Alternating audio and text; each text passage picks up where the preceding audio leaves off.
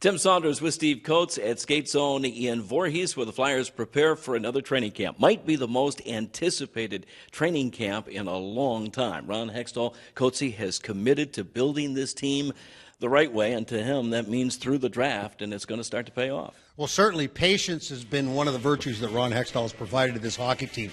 It used to be a team that would make the splash to be able to be competitive every year instead of being patient and waiting for the young players to come along. And we've seen it working, maybe not at the pace that Ron Hextall would have liked, but still it's seeing light at the end of the tunnel as far as the young players that are potentially going to make this hockey club this year. All right, the old adage is champions are built with defense, and the Flyers have maybe the best crop of young blue liners in the NHL. Well, when you take a look at the guys that are available to make this hockey club and the number one draft picks that came in from the defensive core with the Morans, the Sanheims, the Haigs. I mean, well, Haig was a number 2 draft pick, but still a player that, is going to be looked at. And then a guy that came out of nowhere, and that's Philip Myers. I mean, when you take a look at the size and the abilities of all 4 of these players, it's going to be very intriguing in training camp to see who comes to the top, where that cream comes to the top. I think Moran is a guy that's going to get a little extra look because this is a hockey club that needs size. He's got that. He's 6'7". So is Myers at 6'6".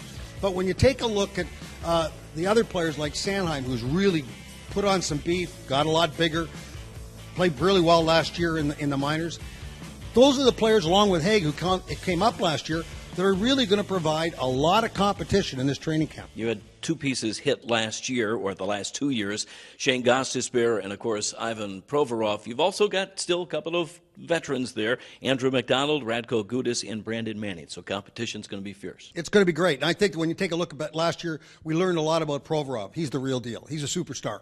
And I think we just saw a little piece of what he can do. And you know what I don't think we talk enough about is his maturity off the ice. I mean, he understands what's going on. Nothing bothers him.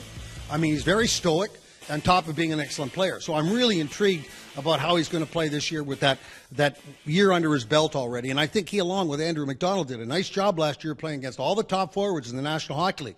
When you think about Gudas, he brings that physical aspect to the game. And Brandon Manning, another guy that brings the physical aspect of the game. Those are important elements when you're looking at your defensive positions. And then Gostisbehere, he had a tough year. There's no two ways about it. But, boy, he came on at the end.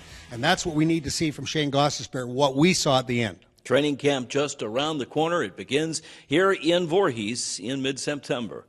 With Steve Coates at Skate Zone, I'm Tim Saunders.